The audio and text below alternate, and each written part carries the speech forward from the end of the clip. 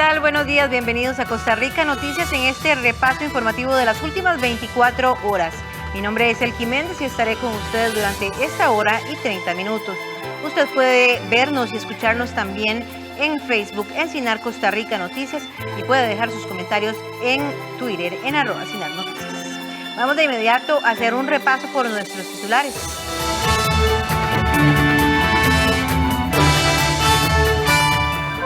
Autoridades médicas solicitaron a la Comisión Nacional de Emergencia declarar alerta roja por la emergencia sanitaria. Gobierno y sectores continuarán este lunes con nuevos diálogos para encontrar salida a la COVID-19. Para sorpresa de la UNAFUT, el lunes se pospuso temporalmente el campeonato, lo que generó molestia en el ente por el proceder de los ministerios de salud.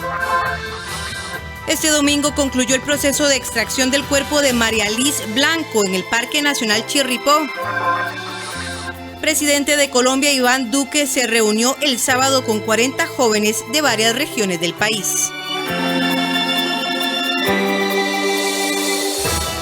Y arrancamos con la información, con la firma de los 7 gerentes de la Caja Costarricense de Seguro Social y del Centro de Atención de Emergencias y Desastres Central. Las autoridades médicas solicitaron al presidente ejecutivo de la Caja, Román Macaya, presentar a la Comisión Nacional de Emergencias la solicitud de declarar la emergencia sanitaria como alerta roja. La necesidad surge tras el colapso que ha sufrido la salud pública en el incremento de casos positivos de COVID-19 que han llevado a la sobresaturación hospitalaria. Según información de la Caja, la meta institucional para la ocupación de camas con pacientes de COVID-19 en cuidados intensivos era de 359, cifra que fue superada desde el 27 de abril pasado. Desde ese día, la cantidad de pacientes con coronavirus que requieren ser atendidos en cuidados intensivos no han dejado de aumentar, llegando el pasado sábado 8 de mayo a una cifra de 435 pacientes, un número muy superior a la meta, significando el 121% de ocupación habilitada. Estas cifras, aunadas a la cantidad de pacientes con SARS-CoV-2 que esperan una cama en UCI para ser atendidos, preocupa a las autoridades y consideran inminente la declaración de alerta roja en Costa Rica. Es por esto que este lunes se retomarán el diálogo entre las autoridades de la Caja, el sector empresarial también y otros sectores y el gobierno de Costa Rica para definir el futuro del orden y las medidas de la pandemia. Está comprometiendo esto la oportunidad y el nivel de atención que le podemos ofrecer a nuestros pacientes que llegan a los hospitales. Esto es una realidad que la institución no ha vivido en sus 80 años de historia. Que 1 de cada 5 camas, de todas las camas que existen en la Caja, esté ocupado por un paciente de una única enfermedad, en este caso de COVID-19. Hemos trasladado este mensaje a las autoridades del Poder Ejecutivo para que se tomen las medidas oportunas y que aborden esta temática de forma integral. Hemos dicho desde el inicio que esta guerra no se gana en los hospitales. Cuando en la comunidad hay transmisión de forma exponencial, no hay sistema de salud que aguante. Y en ese sentido, también aprovecho para hacerle un llamado a la ciudadanía de que tomemos conciencia de los días que estamos viviendo, de la complejidad de esta crisis y por favor no divulguen teorías de la conspiración que lo único que hacen es minar la respuesta país que es necesaria para abordar esta pandemia. Siempre en esta misma información, la Unión Médica Nacional hizo eco de la solicitud de los gerentes de la Caja para declarar la alerta roja en nuestro país. Presidente Carlos Alvarado, hemos llegado a uno de los momentos más difíciles en los servicios de salud del país. Ya estamos saturados. El crecimiento de contagios, del crecimiento de hospitalizaciones en los hospitales y el crecimiento en las unidades COVID y el uso de camas UCI ya se saturó. Señor presidente, asuma hoy su liderazgo y dígale al pueblo costarricense cuáles son las medidas que este gobierno va a tomar para resolver esta situación tan angustiante para los costarricenses, tan angustiante para los trabajadores de la salud que han estado ahí desde hace más de 14 meses sosteniendo esta pandemia que ya hoy se convierte en una situación grave y difícil para el país. Salga, señor presidente, dígale a los costarricenses cuáles son las medidas que este gobierno va a tomar en este momento tan difícil para el país. Y para ampliar sobre la situación que se enfrenta en nuestro país con la salud pública, está con nosotros don Mauricio Vargas, experto en salud pública, a quien le damos la bienvenida y de inmediato también le hacemos la consulta. ¿Cuáles son las medidas que se deben realizar, don Mauricio? Muy buenos días, para que Costa Rica realmente controle la situación que estamos enfrentando, siendo y entendiendo que la vacunación acelerada debería de ser la primera instancia. Buenos días. Buenos días, Sergi, y gracias por la oportunidad de compartir con sus televidentes.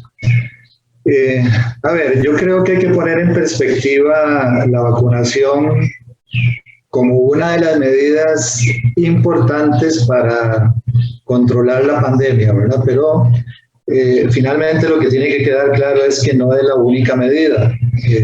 Y creo que eso es importante que todos los costarricenses lo tengan claro. Yo creo que también tenemos que estar claros que finalmente el tema de la producción de vacunas está inserto, digamos, en la realidad mundial de comercio, ¿verdad? Para decirlo claramente. Finalmente, pues las transnacionales, las grandes empresas, la gran industria de medicamentos en el mundo hizo esfuerzos importantes como para sacar las vacunas que hoy están disponibles para la población en el mundo, ¿verdad? Pero finalmente hay una defensa de patentes que hacen, entendiendo que ellos son los que hacen finalmente la investigación para llegar, digamos, a este tipo de logro, digamos, científico. Entonces yo creo que eso hay que digamos, comprenderlo.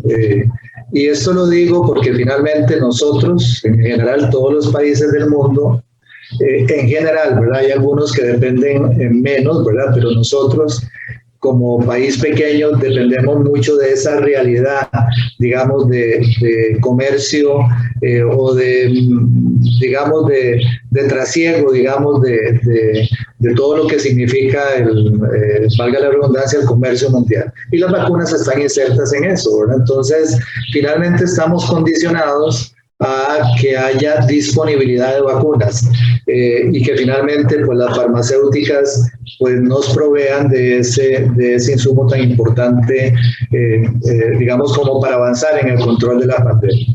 Lo otro es que, bueno, tenemos que tener claro que Costa Rica finalmente se acercó fundamentalmente a dos digamos, grandes empresas de la industria farmacéutica y estamos pues apostando por la vacuna de AstraZeneca y por la vacuna de Pfizer BioNTech. Entonces, esta es una realidad que digamos que también tenemos que tener presente. Al margen, digamos que formamos parte del mecanismo de COVAX de la Organización Mundial de la Salud y bueno, eso nos da acceso, bien que mal, digamos, al suministro de vacunas. Pero lo cierto es que dependemos de ese mercado, ¿verdad? De ese mercado, de esa realidad, y creo que mucho lo que hagamos en términos de vacunación pues finalmente está condicionado por esa realidad. Por eso es que empecé diciendo que tenemos que tener claro que la vacunación es una más de las medidas que tenemos que tener en consideración para avanzar, digamos, en el control de la pandemia. Lógicamente, pues tendríamos que aceptar que es la más importante, porque es lo que nos va a permitir en algún momento, cuando ya lleguemos a una vacunación masiva, ¿verdad?, llegar a lo que llamamos pues la inmunidad de rebaño. Pero tenemos que estar claros que en este momento la realidad es muy condicionada por el mercado en que está inserto, digamos, la producción de vacunas. Mauricio, con respecto a esto me surgen dos comentarios que podríamos ampliar inicialmente. Existe la noticia internacional de hace unos días de que Estados Unidos y algunos países, incluso europeos, han estado a favor de que se pueda ampliar el derecho a la fabricación a otras casas farmacéuticas de la vacuna contra la COVID-19. Esto da una mayor posibilidad a países como Costa Rica de poder pues comercializar o adquirir más vacunas de otras fábricas, de ser posible de que se dé esta liberación de patentes y de que se fabriquen también, ¿verdad? Y esto también me lleva a un mensaje bastante importante que ustedes como expertos de la salud también pueden brindarle a los costarricenses. Hace algunos días atrás, CIEP de la Universidad de Costa Rica lanza una encuesta en donde claramente muestra que los costarricenses tienen como principal preocupación el coronavirus. Quiere decir que sí realmente le están prestando atención a la situación, pero hay un porcentaje bastante importante, creo, si no recuerdo mal, del 13% de la población encuestada, que representa una gran cantidad de los costarricenses también, que no están seguros o no desean vacunarse. Este tipo de población también debería de introducirse un poco más en la información y conocer un poco más, hablando, como usted lo dice, de la vacunación como la medida primordial. Ya hay secundarias que hablaremos de esas en un ratito, pero este tipo de encuestas nos deja ver también que existe una gran cantidad de la población que está un poco, muy poco anuente a esta aplicación. Tal vez en relación con la primera pregunta, que yo creo que definitivamente va a ser muy importante para el mundo, ¿verdad? Si finalmente se logra que se pueda, digamos, permitir a otras empresas farmacéuticas producir vacunas. Esa es la posición de la OMC, ¿verdad? La OMS, la que pone, digamos, a discusión a la liberación de patentes. Yo creo que las dos medidas definitivamente podrían coadyuvar a tener más disponibilidad de vacunas. Lo que sí tenemos que tener claro es que el que se logre esto forma parte de una gran negociación en el mundo, como decíamos anteriormente, en el mundo del mercado, ¿verdad? En este caso de medicamentos y en el caso concreto de vacunas. Entonces esto tardaría un poco, ¿verdad? Es algo que tenemos que tener claro. Pero finalmente creo que los países tomen la decisión de avanzar hacia esto, pues va a permitir finalmente dar sobre todo a los países en vías de desarrollo mayor acceso, digamos, a la vacunación. Lo otro, perdón, ¿me recuerda la segunda pregunta? Lo de la encuesta de CIEP y la poca anuencia. Ok, en realidad esto, y yo creo que tenemos que tener claro también el tema, ¿verdad? Finalmente, en el mundo siempre ha existido una posición muy fuerte de diferentes grupos, ¿verdad? Y ahora más por diferentes motivos y muchas veces de tipo político, ¿verdad? Que se oponen a la vacunación, ¿verdad? Y eso es una cosa pues que hemos visto digamos amarrados a la idea de que finalmente la vacunación genera más riesgos que beneficios para la gente, ¿verdad? Esto es consecuencia del manejo, sobre todo en estos momentos, ¿verdad? Del manejo en redes sociales, de un proceso de desinformación en relación con el tema. Entonces yo creo que aquí parte de lo que tenemos que lograr es que podamos dar el mensaje permanente y correcto a la población para que comprenda que la vacuna finalmente genera definitivamente más beneficios que el no vacunarse. Siempre, como cualquier medicamento, y yo creo que eso tenemos que tener claro, cualquier medicamento puede generar efectos secundarios, ¿verdad? Y la vacuna igual, ¿verdad? O sea, sabemos que todas las vacunas, ¿verdad? Todas las vacunas pueden generar algunos efectos secundarios, pero siempre tenemos que entender que hay que poner en la balanza que son mayores los beneficios, mucho mayores los beneficios que tiene el vacunarse que el no vacunarse. Entonces, en esto, Yo sí creo que el ministerio, porque creo que es desde el Ministerio de Salud, como el ente rector en materia de salud pública en el país, que tiene que venir ese mensaje permanente de educación a la población, de educación. Y en esto el que yo creo que es muy, muy importante, digamos, que la institucionalidad comprenda la diferencia entre dar un mensaje y entre lo que es educar. Entre lo que dar un mensaje y lo que es educar, porque yo puedo llamar a la cordura a la gente, ¿verdad? Y lo que estamos viendo es que la gente no responde, ¿verdad? Entonces creo que el ministerio debe generar un mensaje que realmente le llegue a la gente, y para eso hay técnicas mercadológicas, ¿verdad? O sea, finalmente yo siempre le digo a mis estudiantes, ¿verdad? Es tan difícil que los niños menores no consuman McDonald's, ¿verdad? Para poner un ejemplo, ¿verdad? Porque finalmente hay un mensaje que finalmente le llega a la gente como para que consuman, digamos, ese producto o cualquier otro, ¿verdad? Creo que esas técnicas mercadológicas ya las debiéramos estar utilizando para tratar, digamos, de llegarle a la gente de una manera más correcta. Y siento que no lo estamos haciendo. Don Mauricio, ¿siente usted que las autoridades de salud han tomado las medidas, las acciones y las restricciones adecuadas durante todo este proceso de pandemia? Se le ha criticado mucho incluso la liberación de restricciones que se dio a finales del año pasado y a principios de este, y que esto podría ser lo que estamos viendo en este momento consecuencia de eso. A ver, yo en general con esto tengo una opinión, ¿verdad? A ver, creo que lo primero que tendríamos que considerar es que la pandemia nos llegó, lógicamente sin esperarla, causada por un virus desconocido y sobre el cual tuvimos que aprender enfrentando, digamos, el problema. Y yo creo que esto es algo que tenemos que tener claro. Y todavía estamos aprendiendo de cómo se debe manejar una enfermedad de este tipo en un contexto de pandemia. Entonces hay un proceso de aprendizaje permanente en relación con el abordaje de la pandemia. Entonces, bueno, las medidas que tomó el mundo, ¿verdad? Que si ustedes las revisan, pues se darán cuenta que lo que hicimos nosotros fue muy parecido a lo que hizo el resto del mundo, ¿verdad? Lo que pasa es que lo hicimos aprendiendo de esa experiencia del mundo, lo hicimos más oportunamente.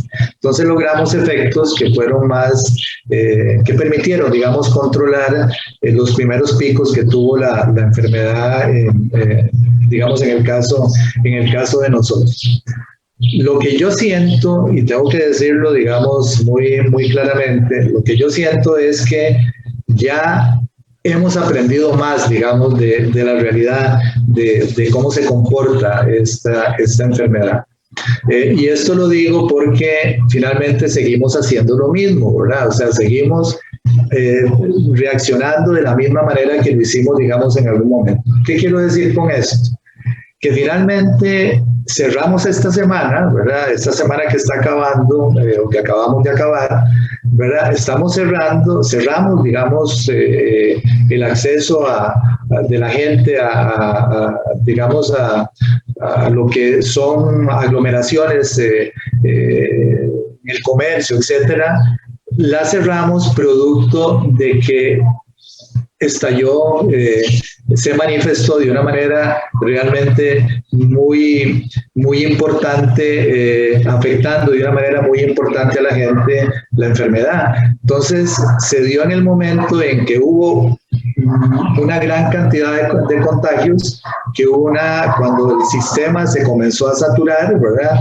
Entonces, camas que realmente estaban haciendo falta ya, no solamente en hospitalización normal, digamos, de salón, sino también en UCI. Entonces, esperamos a que se presentara esa situación. Yo lo que creo es que ya la experiencia nos ha enseñado algo que no se ha puesto sobre la mesa. Lo que estamos haciendo es permanentemente, y lo digo con todo el respeto para las autoridades, porque creo que en general pues han hecho cosas muy importantes de mucho beneficio, pero también creo que no hemos aprendido todo lo que hoy nos ha enseñado el manejo de la pandemia. Yo creo que hay una variable que no hemos tomado en consideración. Lo que estamos echándole la culpa permanentemente a la gente. Y sí, la gente tiene en general, por decirlo de alguna manera, la culpa de este comportamiento de la enfermedad, porque es una enfermedad que se transmite de persona a persona. Pero si ya sabemos cómo se comporta el ser humano, ¿verdad? Que eso es una cosa que desde la psicología social está muy bien estudiado, pues si sabemos cómo es el comportamiento de la gente, yo creo que las medidas no debieran esperar a que, digamos, se presenten emergencias como las que estamos viviendo en este momento. Entonces creo que debiera haber, lógicamente, y lo que se dijo en algún momento, manejar con una adecuada información, y esto quiero aportar que la Universidad de Costa Rica pues ha venido aportando de una manera muy importante proyecciones, y digo la Universidad de Costa Rica pues que tiene, digamos, las capacidades como para poder hacer este tipo de estudios, proyecciones que ya nos permiten ver lo que podría ser un comportamiento de la enfermedad en el futuro cercano, y creo que con este tipo de estudios perfectamente las autoridades podrían definir momentos de martillo y momentos de baile, ¿verdad? A mí no me gusta ese término, ¿verdad? Pero finalmente creo que, como para que la gente nos comprenda, creo que debiéramos ser capaces de estar moviéndonos entre lo que es restricción y lo que es apertura. Porque finalmente tenemos que entender que la economía del país no se puede detener, ¿verdad? Pero debiéramos hoy ya, en el marco del conocimiento que tenemos de saber movernos y con los insumos que nos brindan estudios importantes, vuelvo a insistir, los de la UCR, perfectamente podríamos aprender a movernos entre lo que son cierre y apertura, digamos, con adecuada información. Y lo otro es que eso debiera ser lógicamente acordado con todos los sectores. Es una dinámica que finalmente debe ser conducida desde el ministerio para tratar de propiciar que haya un entendimiento y que haya un abordaje correcto, digamos, del problema. Y creo que eso ha estado faltando también en el país. Don Mauricio, una última pregunta. El sistema de salud público de nuestro país siempre ha sido muy elogiado y se ha dicho que es un sistema muy bueno para los costarricenses. ¿Cómo nos toma bajo ese estándar la pandemia? Porque, bueno, vemos que en cuanto a la atención médica ha estado muy bien, sin embargo, ya estamos colapsados, ya no estamos dando abasto e incluso se han tenido que instalar algunos hospitales carpa, hospitales móviles para poder atender de forma en emergencia a también pacientes de COVID-19. ¿Es la pandemia un golpe de realidad o es una situación que no se puede controlar definitivamente? A ver, yo lo que creo es que finalmente este es el problema, y creo que lo ha dicho mucha gente, ¿verdad? Este es el problema de salud pública más importante que hemos vivido, no sé, en los últimos 50 años. En general, así es un problema muy serio, digamos, que nos tomó, tendríamos que decirlo, desprevenidos. O sea, no esperábamos que se presentara, bueno, en general el mundo no esperaba que se presentara una situación como estas, y finalmente lo que está quedando demostrado es que en realidad no hay sistema de salud en el mundo que pueda en general soportar una realidad como esta. No existe, digamos, en el mundo, por mejor sistema de salud que tenga, sistema público, ¿verdad? Que eso me parece que sí es muy importante. Si ustedes ven la realidad de Estados Unidos, y tenemos que decirla, parte de las debilidades de los Estados Unidos para poder abordar en su momento correctamente la pandemia fue que cuentan con un sistema público en realidad muy débil. Los sistemas públicos tienen que ser fuertes, tienen que ser robustos como para poder responder no solamente a lo que es lo cotidiano, ¿verdad? Sino a realidades como estas. Digamos, si uno parte del principio de la concepción de nuestro sistema, ¿verdad? Que es un sistema único que se puede, digamos, dirigir de una manera donde las decisiones finalmente no implican que uno tenga que hacer y otro no tenga que hacer, como pasa en el resto de los países de América Latina, donde hay seguros sociales y hay ministerios de salud, son sistemas muy fragmentados, muy segmentados. Bueno, la realidad nuestra finalmente nos lleva a decir que en la concepción de organización y funcionamiento es el sistema que permite responder mejor a lo cotidiano, pero también a realidades como esta. Lo que sí creo que, y esta es una gran discusión que va a tener que dar el país en su momento, ¿verdad?, es que finalmente, por las características de que nuestro sistema está basado en un sistema de seguro social y por el origen del financiamiento que tiene un seguro social, creo que esto nos llama la atención en que, primero, de alguna manera esto dificulta el acceso de la gente en algunas ocasiones, ¿verdad? Porque si gente no asegurada, pues se le dificulta, digamos, el acceso. Pero, digamos, el Seguro Social pues ha tratado de reaccionar siempre entendiendo que lo primero lo que hay que privilegiar es el derecho a la salud y el acceso, digamos, a la gente. Pero es un sistema que va a quedar muy maltratado, porque finalmente se ha deteriorado mucho el origen del financiamiento. Ha aumentado el desempleo, que finalmente el empleo es el que financia el Seguro Social. Finalmente los patronos han sufrido también de una manera muy importante, ¿verdad? Entonces finalmente el tema del financiamiento del Seguro Social, el tipo de modelo, creo que va a tener que ser reflexionado, discutido en algún momento, como no solamente en el marco de la pandemia, porque yo creo que esta es una discusión que debimos haber dado desde hace mucho tiempo, pero sí me parece que es importante que el país reflexione sobre el modelo ideal en términos de financiamiento que permita dar una cobertura universal realmente a toda la población de este país. Pero bueno, en el marco de la pregunta que me hace, yo creo que tenemos que tener claro que desde el punto de vista de organización y funcionamiento único, de una única institución, creo que es el modelo ideal para dar respuesta a esto. Lo que pasa es que ante realidades como estas es imposible que haya una capacidad de reacción que permita poder controlar realmente o poder atender, digamos, dar la mejor atención a la gente que requiere en una realidad como la que estamos viviendo. Bien, muchísimas gracias a don Mauricio Vargas por esta información. Recordarles a ustedes que esta tarde y mañana también las autoridades del gobierno y los sectores sostendrán una reunión para tomar acciones a seguir. Y el gobierno y diversos sectores de nuestro país sostuvieron un encuentro este fin de semana. Al volver de la pausa les contamos de qué se trata.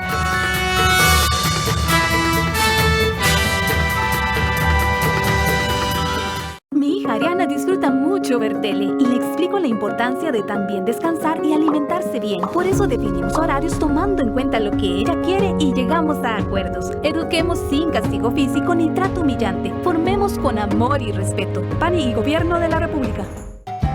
AGECO tiene una buena noticia para todas las personas mayores y sus familiares.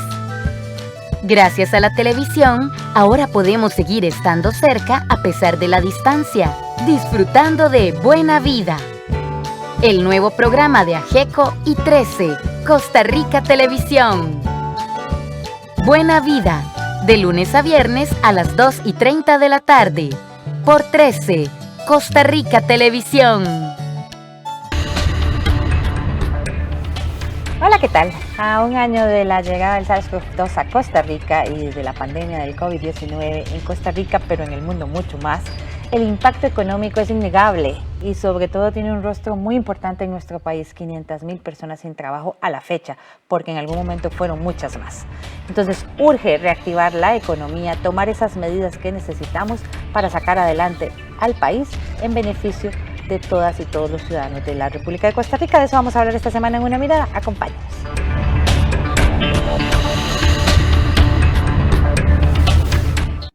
En 13, Costa Rica Televisión, producimos audiovisuales con sello nacional. Por eso, el 80% de nuestros contenidos son hechos en Costa Rica, tanto de producción propia como en alianza con los cineastas y productores audiovisuales de nuestro país.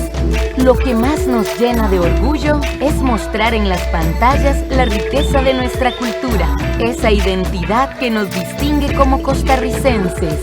Trabajamos para usted. Somos la televisión pública de Costa Rica.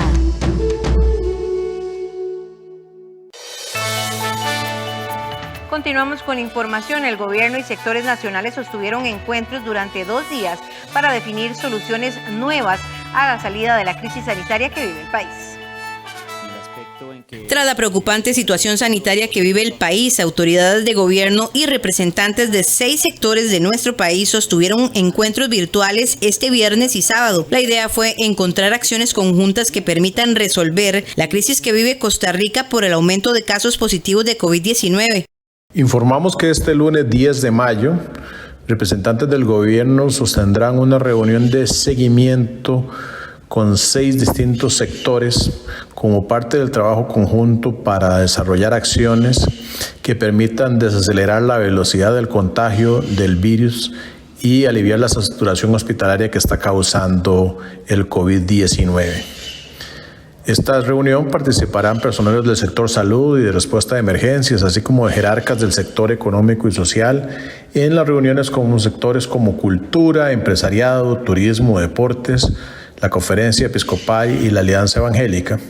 Y es un seguimiento a las líneas de trabajo conjunto que se empezaron a examinar ayer sábado y también el viernes anterior. Del mismo modo, recordamos a la población que en la región central, que está compuesta por 45 cantones, a partir de mañana rige y durante todo el mes de mayo la restricción vehicular sanitaria por placas entre semana.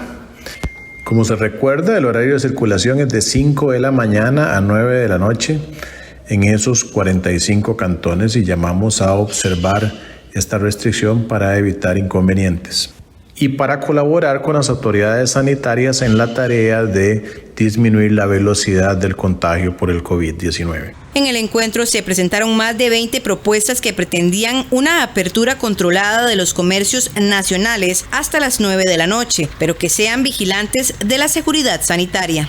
Estas propuestas estuvo la apertura de nuestros negocios hasta las 9 de la noche.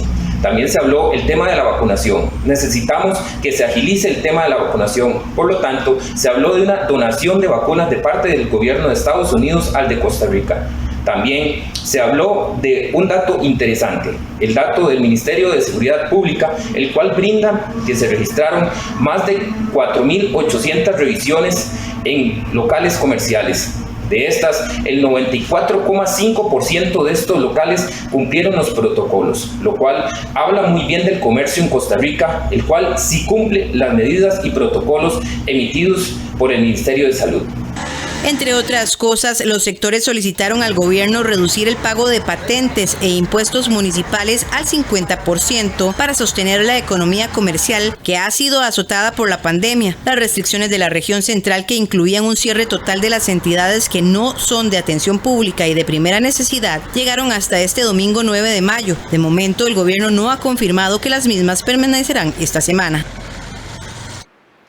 El área de salud de Tibás aumentó la cantidad de dosis que aplica por semana a la población de 58 años en adelante. El fin es acelerar el proceso de vacunación contra la COVID-19 entre los vecinos de la zona. Con el fin de aumentar la cantidad de aplicaciones de vacunas contra la COVID-19, el área de salud de Tibás, que administra Copesain RL, aumentó la cantidad de dosis que aplica por semana a la población de 58 años en adelante. Adicionalmente, habilitó un segundo vacunatorio que empezó a trabajar desde el pasado martes en la iglesia Visión Osana, frente a la clínica de Tibás. Pasando de 900 dosis a 1.800 dosis. Para esto hemos habilitado a partir de esa fecha un vacunatorio adicional en la iglesia Osana, que se encuentra frente a nuestras instalaciones del área de salud de Tibás.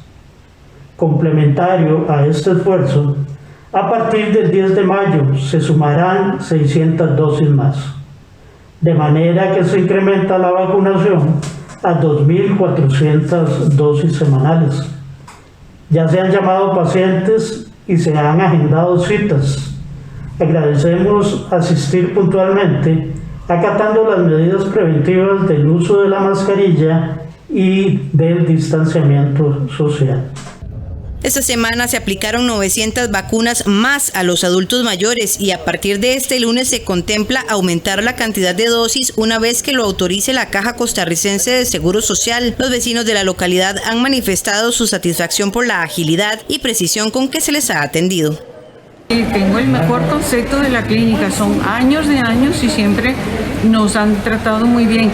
Esto sí, en este momento yo creo que no solo esta clínica, todas están un poquito agobiadas con la vacunación y todo lo que está sucediendo, pero yo sé que la clínica va a hacer esfuerzos grandes porque nos tiene acostumbrados a muy buen trato siempre. El esfuerzo que están haciendo ellos es extraordinario. Solamente que, claro, todos nosotros queremos vacunarlos lo más antes posible para estar más seguros. Tal como yo padezco de hipertensión. Estaba esperando que me llamaran y llegó el día. Gracias a Dios, hoy estoy vacunado y espero que mucha gente también que están esperando allá en la alcaldía de Tibás lo puedan llamar. Muchas gracias. El área de salud de Tibás empezó la vacunación contra la COVID-19 el 18 de enero con el personal de salud de primera línea y a partir del 23 de febrero se inició con el grupo 2, que corresponde a las personas de más de 58 años independientemente del factor de riesgo, unas 15.884 personas según el último corte del registro del expediente digital único en salud. La Comisión Nacional de Emergencias realizó más de 500 inspecciones en sitios de todo el país para comprobar el cumplimiento de las medidas sanitarias por COVID-19. Como parte de las acciones que realiza la Comisión Nacional de Emergencias para mitigar la propagación de casos positivos de COVID-19, las autoridades han visitado cerca de 564 sitios en todo el territorio nacional, en donde es valorado el nivel de cumplimiento de medidas sanitarias. Las visitas, que son aleatorias, vigilan que comercios y establecimientos en general cumplan con los protocolos de lavado de manos o sitios de desinfección, uso de mascarillas, aforos permitidos, distancias y rompimientos de burbujas. La idea es poder tener la posibilidad de ver el cumplimiento en temas de movilidad, de cierre de comercios, de cumplimiento del uso de mascarillas, del lavado de manos, del distanciamiento social, del tratar de mantener nuestras burbujas, el evitar aglomeraciones en espacios públicos, de manera tal que esta información pueda servirnos para poder visualizar el impacto que genera el cumplimiento de esas medidas sobre el incremento exponencial que hemos tenido las últimas 2 semanas de casos sobre el territorio nacional. Según los hallazgos, se ha identificado que el 81% de las personas utilizan correctamente la mascarilla, el 75% de las personas comparten el núcleo de sus burbujas sociales, en un 77% se evitan las aglomeraciones. Entre otras cifras, el 93% de los locales comerciales cumplen con el aforo permitido y el 78% de los lugares cuentan con lavado de manos o áreas de desinfección. JUPEMA y un diputado del Partido Liberación Nacional se unen al llamado para que el gobierno regrese al curso lectivo a la virtualidad exclusiva. Representantes afirman que es muy peligroso mantener las clases presenciales. A la solicitud de los sindicatos y comunidad estudiantil de suspender las clases presenciales, se unió la Junta de Pensiones y Jubilados del Magisterio, quienes alegan que es necesario mantener exclusivamente la virtualidad y la vacunación de todas las personas trabajadoras del sector educativo para reducir los casos positivos de COVID-19. El gobierno de la República y sus ministerios deben ser consecuentes con las medidas de protección para toda la población. Salvaguardar la vida de todas las personas y garantizar el derecho a la seguridad y a la salud es una obligación de todo Estado social de derecho, como el que tiene nuestro país. Bajo esa consigna, desde la Junta de Pensiones y Jubilaciones del Magisterio Nacional, hacemos una vehemente petitoria al presidente de la República, señor Carlos Alvarado Quesada, al ministro de Salud, Daniel Salas, y a la ministra de Educación, señora Giselle Cruz, para que se suspendan de manera inmediata las clases presenciales en todos los centros educativos públicos y privados del país. El aumento tan acelerado en la tasa de contagio del virus y la saturación de los servicios de la salud en todo el país ponen en riesgo la vida tanto del estudiantado como del personal que trabaja en estos centros educativos. Los trabajadores del sector educativo, principalmente representantes gremiales, han manifestado su inconformidad y preocupación ante la decisión de las autoridades de mantener el curso lectivo 2021 bimodal. En las últimas horas se han reportado extraoficialmente 3 nuevos fallecimientos de trabajadores del sector por COVID-19. Ante la preocupación de muchos, el diputado de Liberación Nacional, Luis Fernando Chacón, reiteró que es urgente retomar la virtualidad. El curso lectivo debe suspenderse absolutamente de manera presencial. Hay un índice que nos han reportado de docentes de todo el país y de la provincia de Cartago específicamente, en donde ha aumentado la cantidad de docentes afectados y con una exposición también a la población estudiantil. Entonces, me parece que si ya hemos probado las clases virtuales, debemos continuar de una manera absolutamente virtual, como lo están haciendo las universidades, y que debemos de hacerlo exactamente a nivel de primaria y secundaria. Por su parte, en una publicación de redes sociales, la ministra de Educación, Giselle Cruz, confirmó este domingo que confía en los docentes y afirmó que sabe que los protocolos se están cumpliendo. Vamos a hacer una pausa y regresamos con el desarrollo del repaso deportivo. Quédese con nosotros, ya volvemos.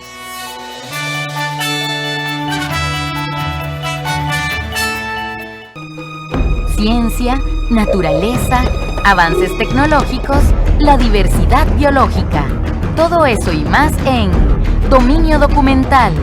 Los jueves a las 10 de la noche y los domingos a las 10 de la mañana. Aquí en 13, Costa Rica Televisión. ¡Hola! ¡Bienvenidos! Ella nos divierte y nos enseña con un talento único. Hoy vamos a hacer una receta maravillosa. Sin secretos con Doris. De lunes a viernes a las 2 de la tarde. Con repetición a las 10:30 de la mañana. En 13, Costa Rica Televisión. Yo apoyo a mi nieto Felipe cuando hace tareas de la escuela. Juntos hacemos un horario antes e incluimos tiempo para descansar y jugar. Nos gusta conversar y llegar a acuerdos. Eduquemos sin castigo físico ni trato humillante. Formemos con amor y respeto. PANI y Gobierno de la República. Todos los martes a partir de la 1 de la tarde desde Casa Presidencial, la conferencia de prensa sobre el coronavirus. Manténgase informado e informada con los datos oficiales. En 13, Costa Rica Televisión. Vamos al repaso deportivo. Para sorpresa de la UNAFUT, el lunes se pospuso temporalmente el campeonato, lo que generó molestia en el ente por el proceder de los Ministerios de Salud y del Deporte. El torneo se reanudará este lunes con la incertidumbre de nuevas suspensiones. El lunes pasado, a pocas horas de que Alajuelense y Sporting FC jugaran el último partido de la fecha 21, la Federación Costarricense de Fútbol informó a la Unión de Clubes que durante esta semana que termina no se podían disputar compromisos de campeonato nacional debido a las nuevas restricciones impuestas por el gobierno para prevenir los contagios de COVID-19. La UNAFUT no tenía contemplado parar durante esta semana, ya que la resolución emitida el jueves 29 de abril por el Ministerio de Salud no prohibía el desarrollo del torneo. Incluso, en el ente se respaldan en el inciso 42 del documento, que indica que están permitidas las actividades con permisos de funcionamiento y que no atienden al público. Pero la ministra de Deportes, la señora Carla Alemán, hizo una consulta a su homólogo de salud, quien respondió un día después, el 30 de abril, que el fútbol entraba entre las actividades restringidas, lo que generó molestia en la UNAFUT, no solo por la prohibición, sino por el cambio de opinión y porque se les comunicó hasta el 3 de mayo. Nosotros, como actividad deportiva, hemos actuado con la seriedad que se merece. Hemos implementado protocolos, los clubes han hecho muchos esfuerzos para poder mantener un campeonato nacional. Y así como actuamos con seriedad, quisiéramos que estos temas que son relevantes se actúen con la seriedad de parte de las autoridades del gobierno, en especial del Ministerio del Deporte. La situación se dio apenas unos días después de que UNAFUT anunciara que desde que inició la pandemia, 137 futbolistas se han contagiado de COVID-19, una cifra alarmante. Pese a ello, el ente que agrupa a los clubes de primera división insistió en su plan de contar con aficionados en la fase final del torneo. La suspensión del certamen por una semana retrasó 3 días la finalización del campeonato, el cual estaba programado a terminar el 23 de mayo con el partido de vuelta de la final. El juego de reposición entre Sporting FC y Alajuelense se disputará este lunes a las 3 de la tarde. A esta misma hora, pero el jueves, se efectuarán los 6 partidos de la fecha 22 y el domingo darán inicio a las semifinales. Ante la emergencia nacional por el crecimiento en el número de contagios de COVID-19, en el entorno futbolístico hay mucha incertidumbre, ya que no sería de extrañar nuevas suspensiones por parte del Ministerio de Salud.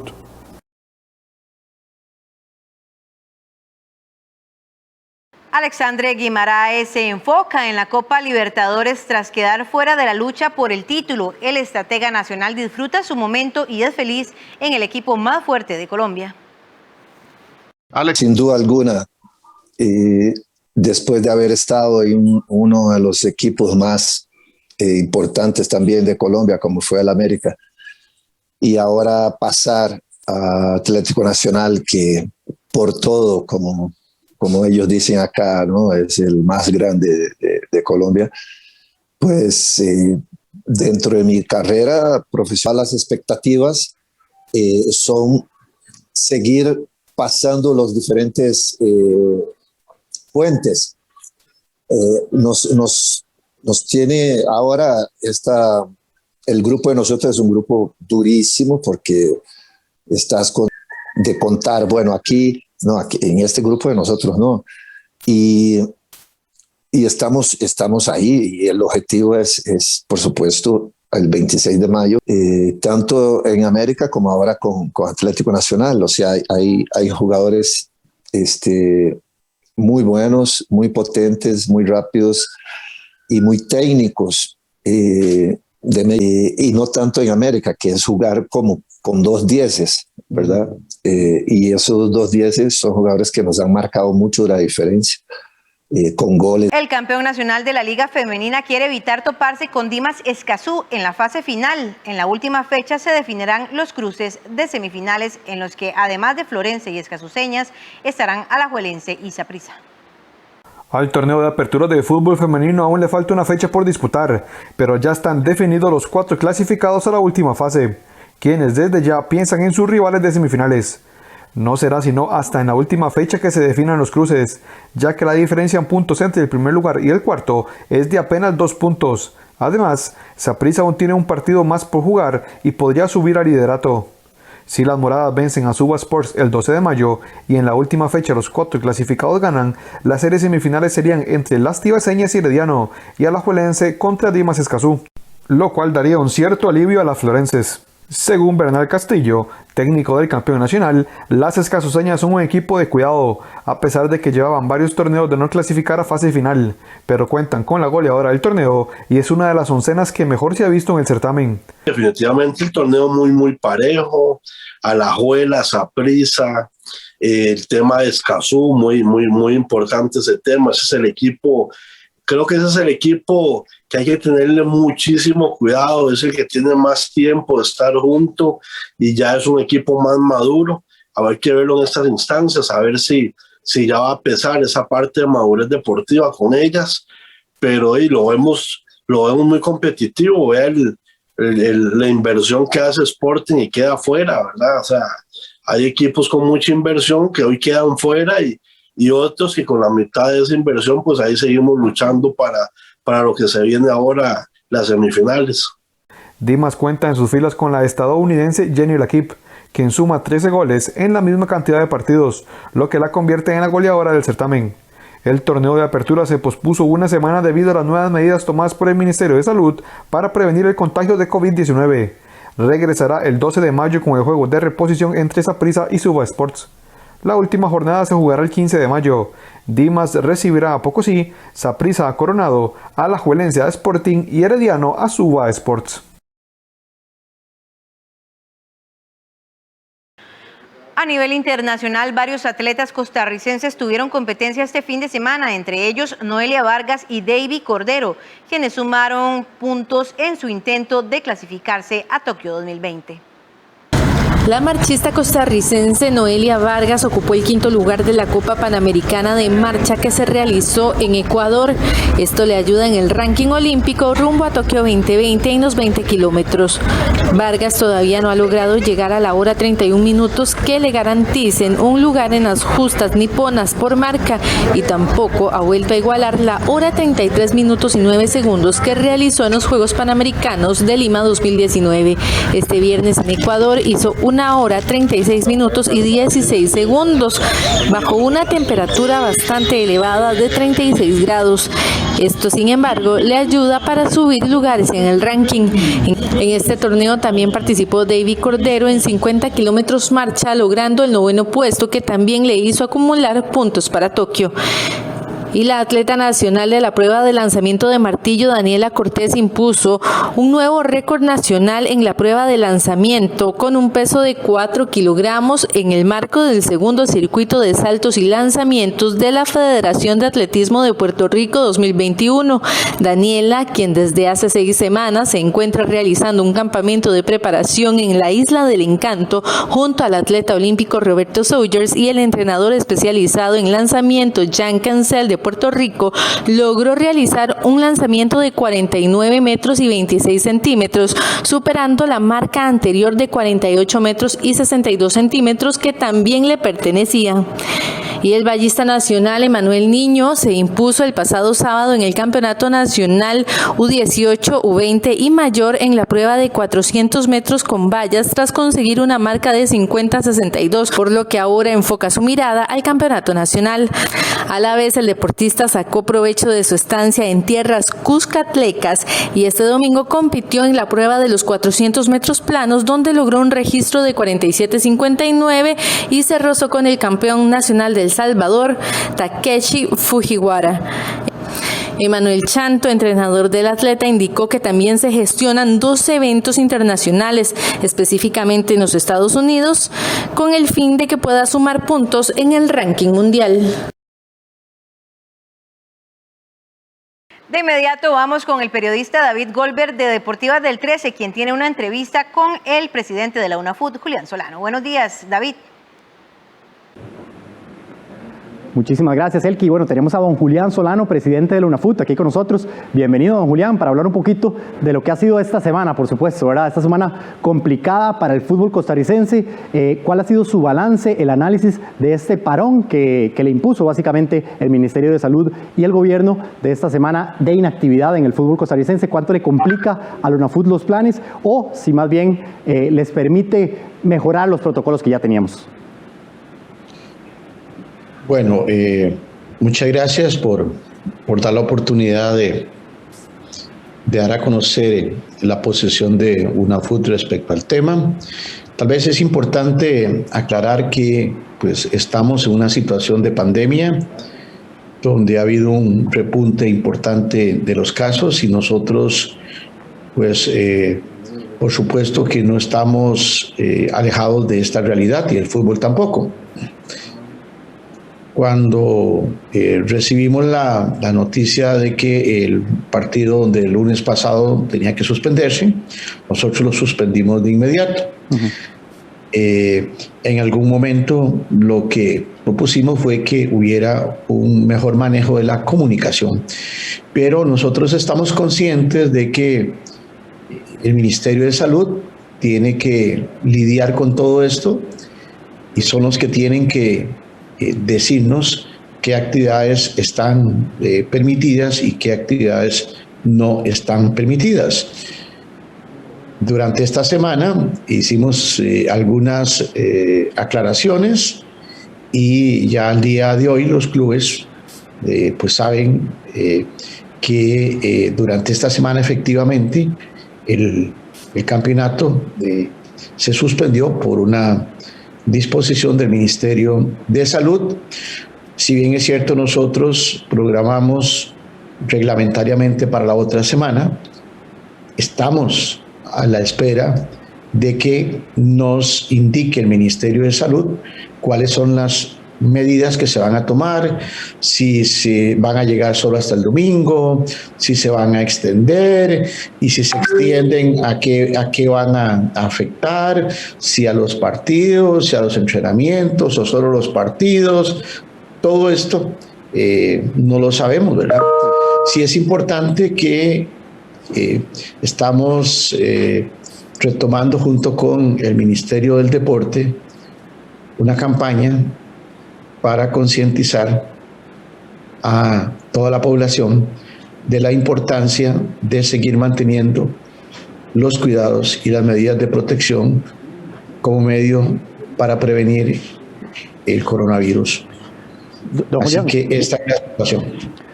Don Julián, bueno, yo sé que la postura de UNAFUT siempre ha sido los buenos protocolos, las buenas prácticas sanitarias, y por eso el fútbol pudo regresar mucho antes que otros deportes. ¿Cuál es el argumento, cuál sería el argumento de UNAFUT para seguir defendiendo que podamos seguir teniendo fútbol nacional a pesar de esta situación tan complicada que vive el país? Vamos a ver, es que eso va a depender de un análisis que se haga por parte de los médicos del Ministerio de Salud. O sea, nosotros como UNAFUT hemos dado muestras de que los protocolos los hemos cumplido al pie de la letra, tal como nos comprometimos, casi un 100%. Y yo no digo 100% porque pues, habrá algún jugador o algún director técnico que en algún momento se quita el cubrebocas o que se le olvida y saluda, pero casi que en un 100% se han cumplido todos los protocolos. Y uno lo que esperaría es que pues, eso se tome en cuenta, pero aún así lo importante es el balance de lo que está pasando hoy en día para la protección de la salud de la población y la salud de nuestros jugadores, directores técnicos, árbitros, la prensa que llega a los estadios. Tiene que haber un balance entre mantener una actividad productiva como el fútbol y la protección de la salud de la población y de todos los que están involucrados en la actividad de fútbol. ¿Ustedes tienen el cálculo de cuánta gente trabaja gracias al gremio del fútbol? Vamos a ver, contabilizado no, pero solamente en jugadores e integrantes de cuerpo técnico, médicos, administrativos, o sea, de personas ligadas a los clubes, estamos hablando más o menos de unas 700 a 800 personas. Esto sin tomar en cuenta los medios de prensa que cubren el partido, o sea, estamos hablando de la radio, televisión, la prensa escrita, los que llegan a desinfectar los estadios, los comisarios, los árbitros. Podría más o menos alrededor de 1000 personas, este dato no es exacto, es simplemente un aproximado. Don Julián, voy a hacerle una pregunta en dos posturas para jugar un poquito de abogado del diablo. Primero, el dato que publicaron ustedes, que 147 jugadores han salido positivos a lo largo desde que pasó la pandemia. Eso corresponde más o menos a un 35% de los jugadores de primera división. Es un dato que está por arriba de la media a nivel país, ¿verdad? Por ese lado, si puede hablarme un poquito sobre esa perspectiva, que es un porcentaje más alto de lo que tiene el país a nivel general. ¿Cómo lo analizan ustedes? Bueno, en ese tema habría que tocar dos aspectos. Hay que ver el periodo, porque usted está hablando de una media y habría que ver de qué periodo está hablando, porque ha habido picos donde esta media realmente ha subido. Y además para hacer la comparación que usted quiere, tendría que de alguna forma haber algún elemento probatorio para determinar que nuestros jugadores se han contagiado en el fútbol durante el partido o durante el entrenamiento, lo cual ese dato no existe en este momento. Y más bien nosotros, sin tener la posibilidad tampoco de demostrarlo, pero si nosotros vemos la aplicación estricta de los protocolos que nosotros tenemos, lo más probable, repito, pero no podemos demostrarlo, es que el contagio de nuestros jugadores y directores técnicos sea fuera de la actividad deportiva, al igual que cualquier otro. Se puede contagiar en una actividad familiar, se puede contagiar yendo a un supermercado, así que para nosotros hacer esa comparación no podría arrojarnos conclusiones exactas. Qué dicha que se fue por ahí, don Julián, porque de hecho más bien mi comentario iba desde el punto de vista que yo sé que los protocolos en cancha son bastante estrictos y que muy probablemente los contagios no se dan en cancha, pero si uno analiza la población de futbolistas que son, bueno, no sé, jugadores jóvenes de 18 a los 30 años, figuras públicas, algunos con dinero, entonces seguramente tienen una vida social bastante activa, quizás es por donde venga esos contagios, ¿verdad? Que sea algo más extracancha. Entonces, ¿cómo UNAFUT puede promover y proteger esa parte conociendo la población, los rangos de la población y las características de la población de los jugadores? Solo haciendo conciencia a los jugadores y a los dirigentes. Durante los 2 últimos torneos hemos citado a capitanes, a directores técnicos, a médicos, a dirigentes, y les hemos hecho ver que la única forma de mantener el campeonato es si los jugadores entienden que ellos están comprometidos con una actividad productiva del cual dependen. Claro. Y esa actividad productiva deben cuidarla. Y deben cuidarla no solo en el entrenamiento y en la cancha, sino no asistiendo a reuniones que puedan ser peligrosas para los contagios y manteniendo el núcleo familiar y laboral. Esa campaña la hemos hecho y también la vamos a retomar junto con el Ministerio del Deporte, no solo ya para los jugadores, sino para toda la población costarricense. O sea que debemos seguir cuidando. Claro, por supuesto. Don Julián, ya para cerrar, quizás un poquito rápido porque ya nos pasamos un poquito del tiempo. ¿Esperan ustedes, tienen bastante confianza en que el campeonato acaba, más allá de que tal vez, no sé, si se atrasa una semana más, que el ministerio tome la decisión de atrasar una semana más? ¿Usted tiene plena confianza en que el campeonato sí va a poder terminar con los protocolos que tienen ustedes, con cierta mejoría que pueda tener el país? ¿Confía usted en que sí termine bien el campeonato? Bueno, si existe una mejoría, digamos, en el corto plazo, yo creo que el campeonato sí podría acabar. Pero repito, cuando reanudemos el campeonato, eso va a depender de las condiciones de salud y la evolución de la tasa de contagio del coronavirus. Y ese dato no depende de nosotros, sino de los médicos del Ministerio de Salud. Siempre uno, por supuesto, y es más, yo creo que cualquier ciudadano está deseando que esto acabe. Claro.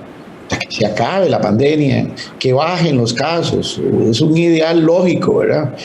Pero bueno, no depende de nosotros. Pues yo esperaría que realmente bajen el nivel de contagio, que nos protejamos mejor y que al bajar el nivel de contagio podamos retomar la actividad cuando los médicos del Ministerio de Salud nos lo indiquen así. Don Julián, le agradezco muchísimo de verdad por el tiempo que nos ha brindado y ojalá todo salga bien, ¿verdad? Porque todos los que somos aficionados al fútbol queremos que el campeonato termine, pero por supuesto también protegiendo la salud de nuestro país. Muchísimas gracias, don Julián. Así es. Muchas gracias para ustedes. Bueno, vamos a una pausa comercial y ya regresamos con noticias internacionales. Ya volvemos.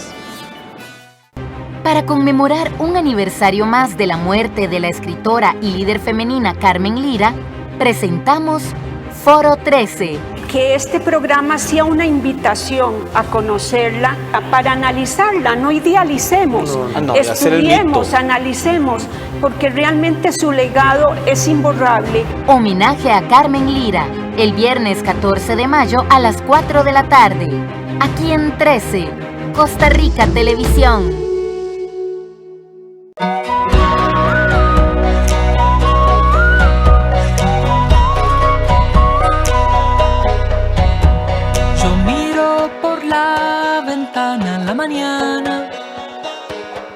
A la mañana, yo miro por la ventana, a la mañana, a la mañana, miro si hoy está lloviendo, miro si hoy sale el sol.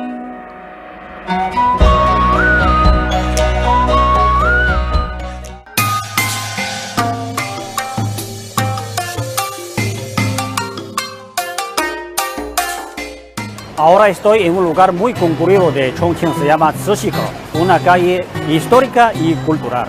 En este lugar se puede probar muchos bocadillos populares de esta ciudad. También es uno de los platos preferidos de la gente de aquí.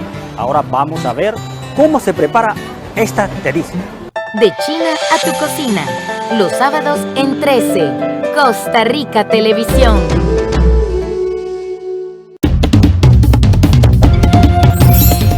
Lo que no entiendo es por qué tu abuelo te persigue. Dejen de perder el tiempo y encuentren al niño. Qué raro que es todo esto. Esta vez no podrá escapar.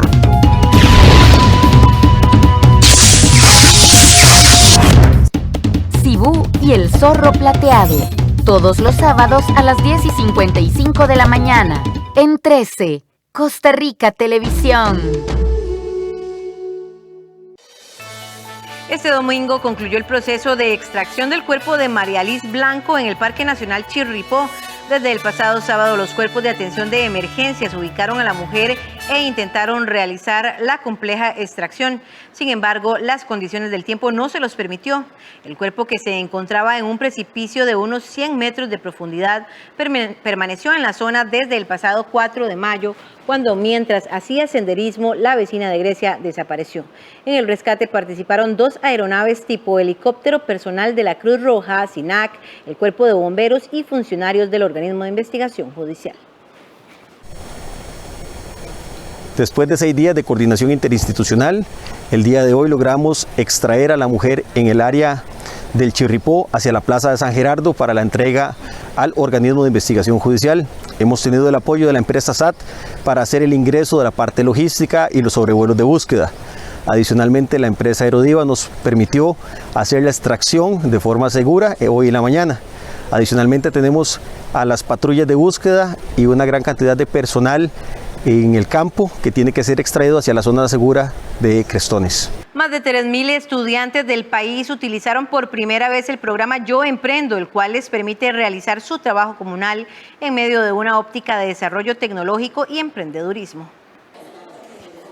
Más de 3.000 estudiantes del país utilizaron por primera vez el programa Yo Emprendo de Junior Achievement Costa Rica, el cual será impartido en instituciones educativas de todo el país para proveer de insumos orientados a fomentar el espíritu emprendedor en los estudiantes. Aunque la plataforma tiene capacidad para la inscripción de unos 60.000 jóvenes, se arrancará con 3.219 estudiantes. Estos jóvenes tendrán que cumplir con un trabajo comunal de 30 horas y realizarán 12 sesiones virtuales.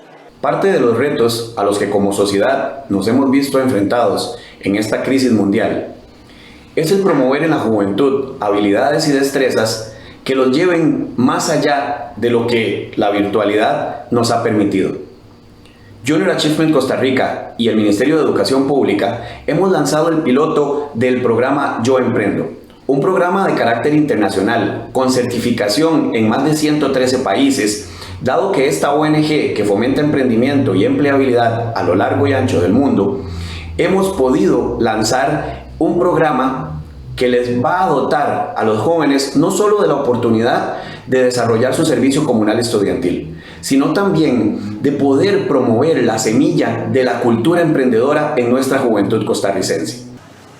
Tras esta alianza, el Ministerio de Educación Pública podría realizar en el transcurso del año nuevas convocatorias en los centros educativos para que la mayor cantidad de jóvenes puedan utilizar esta herramienta. El Ministerio de Educación Pública y Junior Achievement Costa Rica realmente nos sentimos orgullosos de poder lanzar este programa primero a 3,000 jóvenes y en segunda instancia a más de 40,000 jóvenes que podrán desarrollar este servicio comunal estudiantil para aprovechamiento de sus familias, de sus capacidades personales y por supuesto de nuestras comunidades.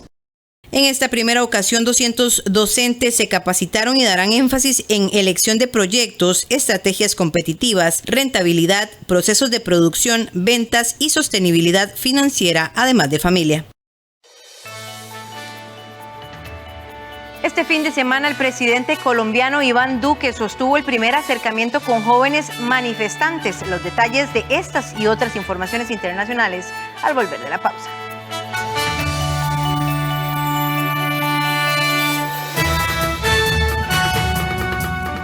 Esta semana acompañe a Enrique Márquez en explorar diversos rincones con anécdotas únicas. Tulum fue una ciudad amurallada de la antigua cultura maya, ubicada en el estado de Quintana Roo, en la costa del Mar Caribe. La ciudad recibía en la antigüedad el nombre maya de Sama, que significa en maya amanecer. La ruta de Enrique, los sábados a las 12 del mediodía, aquí en 13, Costa Rica Televisión.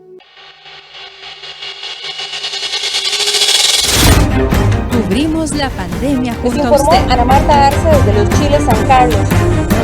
Le traemos las noticias desde el lugar en donde ocurre. Les informó Rita Valverde desde el Hospital de San Carlos. Le informamos los datos COVID y sus proyecciones. En tiempos del COVID estamos junto a usted. Y después del COVID seguiremos aquí con más información y contexto. Trabajamos para usted.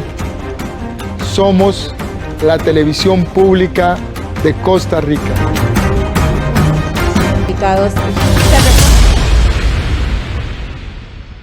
¿Qué tal? ¿Qué tal? ¿Cómo es su nombre? Sofía. Josefina es tu personaje. Ah, ¿usted me conoce? Sí. ¿De dónde? De vista. ¿Y cuál es su nombre? Sofía. Embarré. La abuela Sofía, los sábados a las 5 de la tarde, en 13, Costa Rica Televisión. Ageco tiene una buena noticia para todas las personas mayores y sus familiares. Gracias a la televisión, ahora podemos seguir estando cerca a pesar de la distancia, disfrutando de Buena Vida. El nuevo programa de Ageco y 13, Costa Rica Televisión. Buena Vida, de lunes a viernes a las 2:30 de la tarde, por 13, Costa Rica Televisión. El presidente de Colombia, Iván Duque, se reunió el sábado con 40 jóvenes de varias regiones del país, mientras continúan las protestas contra su gobierno, dejando 26 muertos, lo que llevó al Papa Francisco a expresar su preocupación el domingo. Diálogo en Colombia para apaciguar las protestas. El presidente Iván Duque se reunió el sábado con 40 jóvenes de distintas regiones del país tras más de una semana de manifestaciones en contra de su gobierno. Lo que empezó el 28 de abril como una protesta en rechazo a una reforma fiscal ya retirada, se convirtió en la mayor movilización que ha enfrentado el gobierno conservador, con cientos de miles de personas que reclaman un cambio de ruta, mejores condiciones en salud, educación, seguridad, cese del abuso policial, entre otras demandas. Hoy más que nunca, escuchándolos a ustedes, reconozco algo que es necesario. Y es que necesitamos espacios institucionales, democráticos, políticos si se quiere, sociales, donde esta fuerza de la juventud canalice esa energía y la convierta en el más grande aporte para tener una mejor democracia. Aunque mayoritariamente pacíficas, las protestas han dejado al menos 26 muertos y 1 millar de heridos entre manifestantes y uniformados. La fuerza pública está en la mira por la represión. El Papa Francisco se unió el domingo a otras voces de la comunidad internacional al expresar su preocupación por la violencia en el país sudamericano. También quisiera expresar mi preocupación por la tensión y los choques violentos en Colombia que han dejado muchos heridos. Hay muchos colombianos aquí. Oremos por su país. Ante la persistencia de la protesta, el gobierno desplegó 47.500 uniformados en todo el país para garantizar la tranquilidad. Las autoridades denuncian vandalismo e infiltración de grupos armados en ataques coordinados contra los policías. La Unión Europea devolvió la pelota a Estados Unidos sobre el tema de liberación de las patentes de vacunas anti-COVID, al pedir hacer propuestas concretas y poner fin a la prohibición de la exportación de vacunas y sus componentes. La Unión Europea devolvió el sábado la pelota a Estados Unidos sobre la liberación de patentes para las vacunas contra el COVID-19. Los líderes europeos, reunidos en una cumbre de 2 días en Oporto, pidieron al gobierno del presidente Joe Biden hacer propuestas concretas y poner fin a la prohibición de la exportación de vacunas y sus componentes. Los europeos consideran que la producción y la exportación de vacunas en las fábricas existentes es el mejor medio para responder rápidamente a la demanda mundial, y denunciaron que británicos y estadounidenses eligieron reservar su producción para su propia población. La Unión Europea es la farmacia del mundo y está abierta al mundo. Hasta la fecha en la Unión Europea se han producido 400 millones de dosis de vacunas y el 50% de ellas, 200 millones de dosis, han sido exportadas a 90 distintos países del mundo. Así que invitamos a otros a hacer lo mismo. El gobierno de Joe Biden sorprendió con su apoyo a la liberación de patentes para vacunas contra el COVID-19 con el fin de acelerar la producción y la distribución a los países pobres. Pero las naciones europeas, donde se encuentra buena parte de las plantas productoras de las farmacéuticas, sostienen que el asunto no es tan sencillo, ya que la producción de vacunas requiere tecnología y especialización. In diesem Zusammenhang spielt das Thema Patente natürlich. El asunto de las patentes, por supuesto, juega un papel central y nuevamente he dejado claro que no creo que suspender las patentes sea la solución para fabricar vacunas disponibles para más gente. Mehr Menschen Impfstoff zur Verfügung zu stellen. India y Sudáfrica, 2 países en desarrollo fuertemente golpeados por la pandemia, presentaron la iniciativa para suspender temporalmente las patentes ante la Organización Mundial de Comercio, que fue rechazada inmediatamente por los laboratorios farmacéuticos. Cuba comenzará a inmunizar a su población contra el coronavirus durante la primera quincena de mayo, principalmente en La Habana y las provincias de Santiago de Cuba y Matanzas, con 2 candidatos vacunales desarrollados en la isla. Decidido intervención sanitaria en territorio. Cuba está lista para comenzar a vacunar a su población contra el COVID-19. El gobierno de la isla anunció que la próxima semana iniciará a aplicar sus 2 candidatos de vacunas más avanzados, Abdala y Soberana 2, que requieren 3 dosis. La campaña de inmunización arrancará principalmente en La Habana, así como en las provincias de Santiago de Cuba y Matanzas.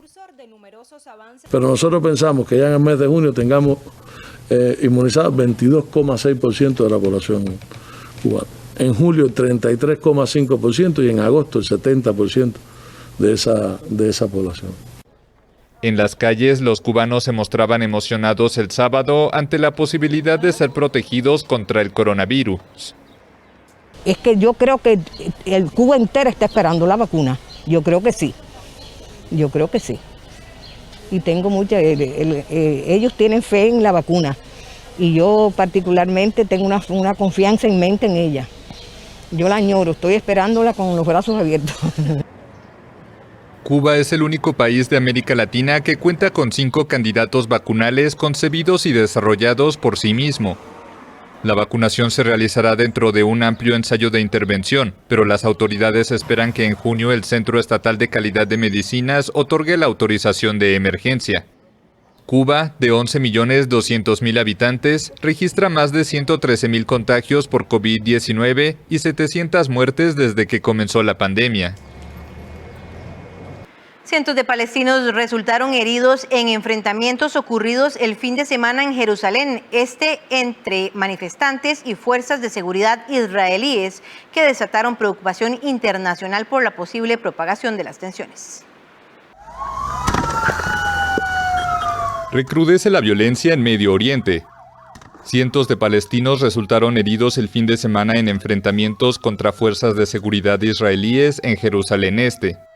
Los choques registrados alrededor de la explanada de las mezquitas de Jerusalén y la ciudad antigua son los peores desde 2017. Desde hace varios días se registran protestas contra el posible desalojo de familias palestinas para instalar a colonos israelíes en el barrio de Sheikh Jarrah. El primer ministro de Israel, Benjamín Netanyahu, aseguró el domingo que su gobierno respeta la libertad de culto, pero que también debe mantener la ley y el orden, y defendió la posición de los colonos.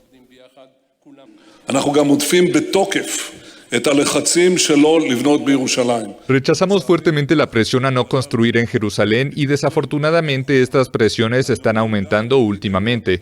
También les digo a nuestros amigos, Jerusalén es la capital de Israel y como cualquier otra persona, la gente puede construir en su capital. Tenemos el derecho de construir en Jerusalén. Lo hemos hecho y seguiremos haciéndolo. Por su parte, el Papa Francisco llamó a la calma en la Ciudad Santa, cuya parte oriental es reivindicada por los palestinos como la capital del Estado al que aspiran. Invito a todos a buscar soluciones compartidas a fin de que la identidad multirreligiosa y multicultural de la Ciudad Santa sea respetada y pueda prevalecer la fraternidad. La violencia solo genera violencia. Basta de estos enfrentamientos. Solo violencia. Basta con gli scontri. El movimiento Hamas pidió a los palestinos permanecer en la explanada de las mezquitas hasta el final del Ramadán y amenazó a Israel con ataques si la Corte Suprema ratifica los desalojos de Sheikh Jarrah en un dictamen previsto el lunes. Otros países de mayoría musulmana como Arabia Saudita, Irán o Turquía condenaron las acciones israelíes, mientras que Estados Unidos, Rusia, la ONU y la Unión Europea pidieron actuar con moderación.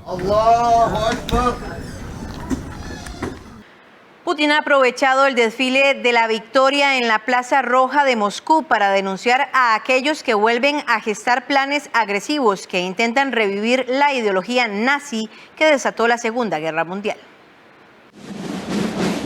Putin ha aprovechado el desfile de la victoria en la Plaza Roja de Moscú para denunciar a aquellos que, en su opinión, vuelven a gestar planes agresivos que intentan revivir la ideología nazi que desató la Segunda Guerra Mundial. En un contexto geopolítico de máxima tensión, tanto con Washington como con Bruselas, el presidente ruso ha asegurado que siempre defenderá sus intereses y la seguridad de su país. Rusia defiende sistemáticamente la legalidad internacional. Al mismo tiempo, defenderemos firmemente nuestros intereses nacionales para la seguridad de nuestro pueblo. Y las valientes fuerzas armadas rusas, herederas de los soldados de la victoria, son una garantía fiel para ello.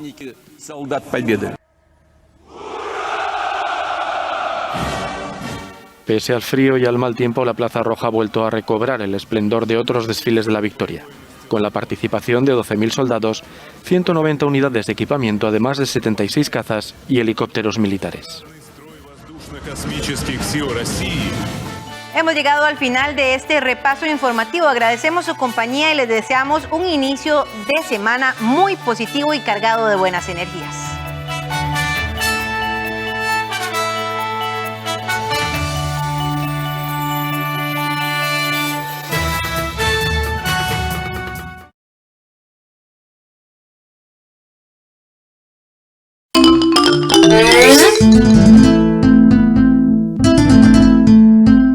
Pero esto no está bien dicho.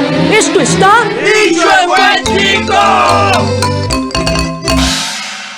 Hoy les presentamos Mae. En vez de entrar a definiciones muy librescas, creo que basta una pequeña comparación. Lo que en Argentina es el che, che boludo, te acordaste de traerme las palomitas. En Cuba tradicionalmente el chico, sí chico, pero se acabó la mantequilla. En Costa Rica es el mae. ¿Qué maes? ¿Cómo se ve la cinta? Mae es pues la forma de tratamiento informal y popular entre los costarricenses. Muy extendido, aunque como originalmente se usó en el bajo mundo, no era bien visto en familias de alcurnia. Mae, abuela, qué bien la veo. En esta casa, mientras yo viva, nadie dice mae. Mae proviene del vocablo maje, el cual a su vez procede del habla del bajo mundo mexicano, que es llamado el caló o caliche. En este dialecto, maje significaba a la persona ingenua e incauta que se señalaba para ser víctima de algún delito, y de aquí pasó a significar tonto. Así, agarrar de maje se usó desde México hasta Costa Rica con el significado de tomarlo a uno por tonto. Algo pasó en nuestro país entre las décadas de los años 40 y 70 en que ya maje no solo se limitaba a ser tonto, sino que así es como se llamaban entre sí los amigos en su trato cotidiano. ¿Qué, mae? Todo bien, mae.